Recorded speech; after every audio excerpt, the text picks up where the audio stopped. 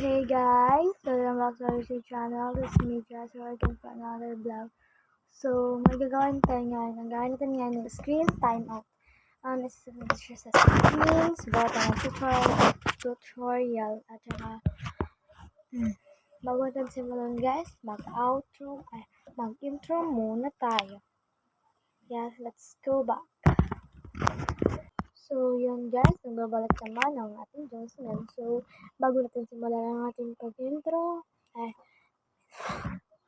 bago natin simulan ating tutorials, huwag ka pala mag-subscribe and click notification bell para ticket yung mga video at pakishare ng ulit, pakicomment kung ano gusto nyo. Ayan na.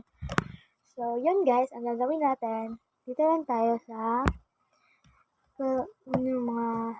ang bilis naman ito mga screen timeout na yun guys. Kaya let's go. Madali lang yan guys. Tingnan natin dito sa settings. And